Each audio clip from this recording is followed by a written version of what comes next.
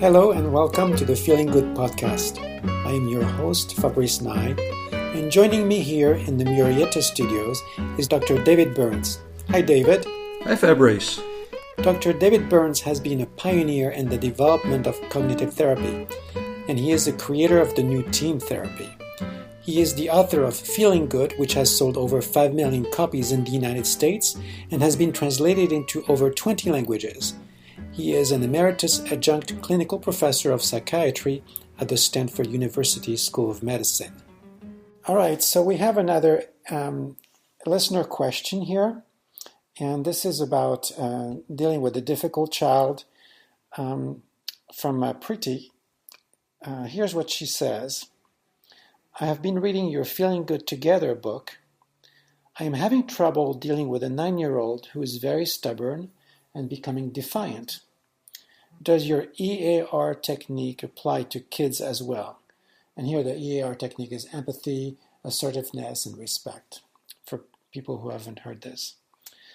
So she says, I think it is important to set firm boundaries when working with a defiant child rather than an engaged adult. My husband and I are trying to improve our relationship by using your techniques, but I am not sure that it is appropriate for children. Can you help? Well, and this is Preeti. Thank you for that great question that probably plagues almost all parents sooner or later. It's something that my wife and I ran into as well. And I'm sure we were probably defiant as children. I wasn't. Yeah, exactly. To make a long story short, I think you're right. You can use the EAR techniques from my book, Feeling Good Together, and working with children. But there's another dimension that is different than when you're working with a peer or a spouse or an adult, and that's that the issue of power that has to be brought into the equation. Yeah. I'll give you an example of a tremendous discovery that my wife and I made when we were raising our kids, and it was like magic, and I'll reveal a secret that can really make parenting to transform the experience. When we were little, we went to school. Our daughter, Senia, was, I think, around 5th grade, something like that. Yeah. And you go in for Parents' Day to find out how are the kids doing. And one thing that we were noticing was that she was just spending hours on her homework every night, and we weren't sure that was appropriate. Like 5, 6 hours on homework in 4th and 5th grade seems like seems too like much. A lot, yeah. And so we were talking to the teacher, and he said that, Senia's really smart and really sweet, wonderful kid, and she's doing great. But the thing is, she's very slow at everything. I guess because she's perfectionistic, and she's got to be moving faster. That they agree that they don't want the kids doing like more than an hour a night of homework. They could have 15 minutes on the math and 15 minutes on some other thing. Sure. And we were saying, well, gosh, she's just spending hours and hours. And the teacher said, well, she just goes real slow here at school too. And this has probably got to change. And so we asked him for some suggestions, and he gave us a number of suggestions. One of them was that maybe we should structure her on the homework and say, here's your math. You have to work these 12 math problems, and you have to finish in 15 minutes, and then we'll give you another assignment. And so we said, well, that sounds pretty good. And so when we were driving home, we got to talking about how the fact that, Melanie, my wife, who I love dearly, is very smart. She's a clinical psychologist, and she's very, very powerful. And I'm somewhat powerful also. And we talked about the fact that we often knocked our heads together about when a problem came up with the kids. And one of us would be saying, oh, senior needs more love, and the other would say, senior needs more discipline. And we'd be on the opposite side of the fence, and that provided a kind of a gap that maybe that was, preventing us from being effective in our parenting. So we said, well, I said, Melanie, you're really smart, and I'm sure if you come up with a plan, it would be excellent. And I'm pretty smart. If I come up with a plan, it would probably be excellent. But the thing is, why don't we just decide on a plan? And I don't care what the plan is, but we'll implement it together. Yeah.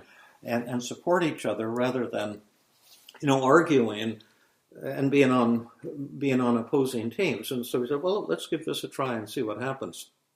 And it was quite different, I can tell you, from our usual way, which would be to argue about, what we're supposed to do to deal with some issue that came up with the kids. And so we went home, and Senior said, how did it go? And said, well, we're going to sit down here on the couch, and your mom will sit on one side, and I'll sit on the other, and we'll tell you what we learned from the teachers.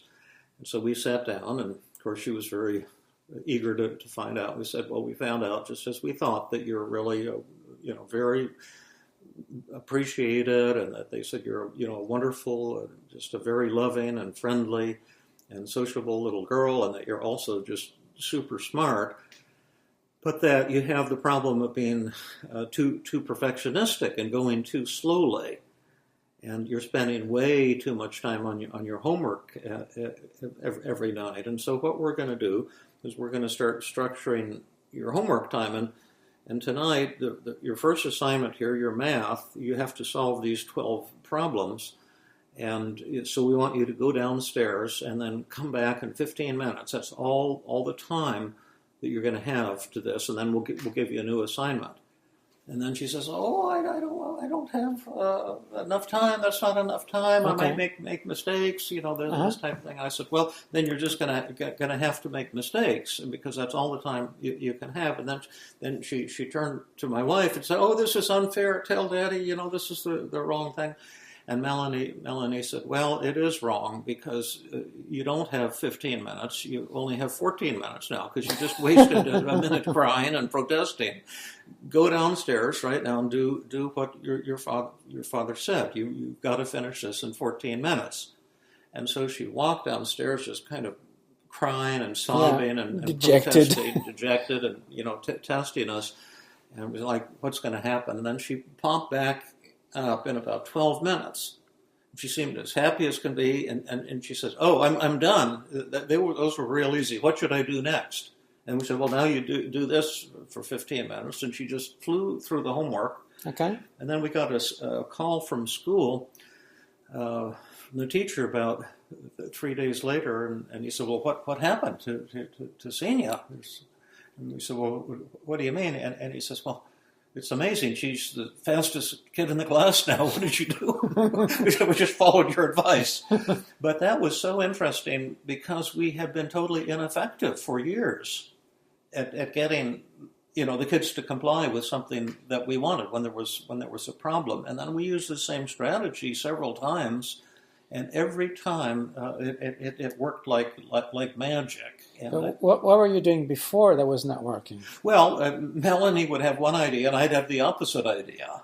And then we'd be kind of arguing about it, and we'd never come to a consensus. And so the kids would kind of fall into that gap between the two of us, and it was our disagreement that would keep the problem alive. You see, what we were not realizing is we're both very powerful. And when we put our powers together and help and support each other, that's a power that the kid cannot defeat. Plus, they love us, and they want to please us. And when they see the two of us working together as a team, things would change. I'll give you another example of it if you like. Before you do, so let me make sure that I get what you're saying. You're saying that with a defiant child, all it takes is for both parents to agree on the strategy. Yes, and to support each other powerfully, and to stop arguing and sabotaging each other. But that's a big ticket, because many parents do not want to have a close relationship. They kind of feed off of arguing with each other and fighting with each other, blaming each other and saying, "I'm right and you're wrong." And the price you have to pay is to give up that way of relating to each other and decide to love each other and support each other and to admire each other. And for Melanie and me, it was just kind of a raw decision. We also did the same thing in playing bridge. We used to play bridge with a couple in Philadelphia. We were beginners. My wife was way better than I was. But we would go over this other couple, and they would be playing bridge against us. Yeah. And they'd be arguing with each other. Mm-hmm. Oh, you did the wrong thing. And then Melanie and I would be arguing with each other. And of course, I was usually the big loser because I was usually the one making mistakes. Yeah. But we said, well, why don't we do the same thing when we play bridge? Let's just support each other. Let's stop fighting. Mm-hmm. And then we started beating this other couple because they kept fighting, and they didn't notice that we started trying to help each other. But I'll give you another example of it because it is magic. I'll give you an academic example of it too, because this exact same strategy has been adopted by the Maudsley in England in working with children, girls and boys, but they're mainly girls with anorexia nervosa. And that's a potentially fatal illness that a lot of kids die from. And for listeners who don't know, some young girls, particularly boys, can get it too. Teenagers get addicted to not eating, and they make themselves as skinny as possible. And I used to see these when I was running the groups at the Stanford inpatient unit. I can remember a woman came into the cognitive therapy group, and she looked real skinny. And did I mention her in a previous? No, I don't recall that. She came in. She was in a wheelchair. She had intravenous. But she looked real skinny, like a concentration camp victim. And I said, oh, how are you doing? She said, oh, I'm doing real good. I've been making progress here on the inpatient unit. As I said, great. And are you being treated for anorexia nervosa? She said, yes, absolutely. But I'm gaining weight. And I said, well, that's great. How much have you gained? And she said, I've gained 10 pounds. I'm up to 58 pounds now. Wow. It's just like incredible. That is incredible. Horrible. But generally, they starve themselves until they die. Well, most treatments are not very effective. It's a very difficult condition to treat. Anybody will agree to that. Right. But what the Maudsley model is called family therapy. I call it just coercive therapy. And all it consists of is the mother and father sit down on both sides of the child and put food in front of the child, and they say, you're going to eat this, and no matter what. And the parents have to support each other 100% and not give in to the child's manipulations and shouting and screaming and saying, all I can eat is half of one pea. And then the parents have to say, no, that's not enough. You're going to eat all of this food, and you're going to do it now. And they have to sit there for 6 or 7 hours, if necessary, until the child finally gives in and eats, and with much protesting and crying and sobbing and so forth. And that research indicates that approach is effective and curative for about 50% of these children, and that's much better than previous treatments. And that's essentially exactly the same thing that my wife and I stumbled across. It's not just for anorexia nervosa, but for any problem a child has. And I can give you one more example if you want. Okay, sure, yeah. I think that, this is something that people may wonder a lot about, because, what parents don't have any problems with their children? Yeah.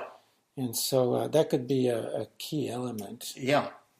But the thing, I make it sound easier than it is, because the parents will want to give in, and they triangulate. You see, the child can triangulate the parents, and that's where the child gets all of the power by splitting the parents against each other. Yeah. And you simply make a verbal agreement to stop doing that, and you have to have enough love, both parents, for each other to be willing to do this. Yeah. And many, I think, would rather sacrifice their children so that they can fight. So many parents would prefer to have a hostile relationship. As sick as that sounds, I believe this is very common. But at any rate, when our senior was 5 years older than her brother David Eric, and they used to fight a lot too, and the fights sometimes got real brutal. And kids just seem to want to fight. And then they're always saying, oh, it's his fault. No, it's her fault. They're always blaming the other one. Yeah. And when Senior was a junior in high school, and then Eric was, 5 years younger, seventh grade or whatever. I don't remember exactly, but they were at the dinner table and they were just doing their usual intense fighting and blaming each other. And so Melanie and I said, well, let's do our thing again. And so I said, kids, you've been fighting each other an awful lot for years, and you fight brutally, physically and verbally, and you're real mean to each other, and you're blaming each other, and you're doing it right now. And your mom and I have decided that this has got to stop because Senior's going to go away. You're going to go away to college after next year, and you're a brother and sister, and you need to spend your time loving each other. And time is precious, and Senior will be gone pretty soon, and you two are going to stop fighting right now. And then they started both whining and complaining. Oh, no, it's his fault. He starts the fights. No, it's her fault. She starts the fights. And then Melanie said, you listen to what your father just said. You stop doing what you're doing right now. The fighting that you kids have been doing for years is going to end at this moment. And we're not going to tolerate this anymore. And not only are you going to stop the fighting, you're going to become best of friends. And you're going to start loving each other and enjoying each other. And then they say, she's no good, he's no good, this. And then I said, you're doing it right now. And your mother just said that you're going to stop. And you're going to stop right now. This is the end of it. And you kids are going to start loving each other. And the fighting is ending at this moment. And they quieted right down. Later that night, they were hanging out in the same bedroom. And Senior was helping Eric with his homework, and they became great pals, and they've been great pals ever since. And they would spend their time together. They love each other to this day. They're a support network for one another. If it hadn't happened, I think it was a crazy story that it couldn't be true, but it's true. And we found that when we worked together, Melanie and I as a team, it seemed like when we would support each other, miracles were possible. And it's sad because very few parents, or many parents, don't seem to be aware of this powerful secret. Now, what would you say to a single parent or divorced parents who are raising their children not together but separately? Yeah, it's the same thing, exactly. I had a woman that I was treating in Philadelphia for severe agoraphobia, and she was divorced, and she and her husband were at extreme odds with each other, and she had two sons, about 8 and 10, or 10 and 12, or something like that, who were having terrible problems in school. They were fighting and running into all kinds of difficulties. And then she said that there was a problem in the neighborhood because somebody was throwing rocks at people's windows and breaking windows, and so the police put out a dragnet to try to capture whoever it was. And one night the police came knocking on her door, and they had found the culprits. It was her two sons. And she was really shocked and deeply disturbed, and she put them in an expensive private school, and that wasn't working. The school was calling, just saying that they were failing their classes, and they were fighting with kids, and it was a matter deeply disturbing to her. And then she also said that she and her husband, you see, they're divorced, but they still have a relationship. Divorce does not end a relationship, especially if you have, of course, you have kids. Yes. And she said that they would be arguing again on the phone about the children and what's the right way and what's the wrong way. And then I taught her the 5 secrets of effective communication from my book, Feeling Good Together. And I said, now, you may not want to befriend your ex-husband, but if you'd be willing to do that, I can show you how to kind of wrap him around your fingers a little bit. Yeah. And if he got on the same team with you, I think you'd be much more effective in working with your kids. I said, now, if you don't want to develop a better relationship with your ex, I totally would accept that. But I don't think you're going to be able to change your kids' behavior as long as you and your ex are arguing about it, because that's the problem right there. And she was a lovely woman, and she was willing to do this. And I taught her like the disarming technique, stroking, thought empathy, feeling empathy, I feel statements, all the same things as we've talked about in a previous podcast on communication. But it was, she did a lot of disarming, agreeing with the ex on the phone, and stroking, throwing some compliments and admiration. Affirming, affirmation, right. And it was very effective, and it changed the tone of their relationship, and they began supporting each other. And she said just within a matter of 2 or 3 weeks, the kids' behavior changed dramatically. And one of her sons was elected class president, and she got again a call from school that they were just, their grades went way up, that they were, model citizens type of thing. And these were kids that were getting into trouble with the police. But again, there was tremendous power in those two, even though they were divorced. And once they used the power together, the problem improved dramatically. Now, don't you think that certain children have a propensity to be oppositional? Like, maybe they have too much energy, or sure, they're probably traumatized. Genetic to a certain extent. Okay. And I think all of our personalities, our IQs, that they're powerful genetic influences, and probably some of us are born to be more aggressive and more oppositional. And I'm not an expert in this area, but I'm sure it's true. If you look at the prisons, 90% of the people who are arrested for violent crimes are males, and I would think that that's got to do with genetic hormonal differences between men and women. But women can be pretty brutal too. I think from a practical point of view, the question is, what are we going to do about it with our kids? And certainly our kids were fighting each other very, very aggressively. In the example that you gave, what you demonstrate is that just telling the kids to act differently, they ended up acting differently.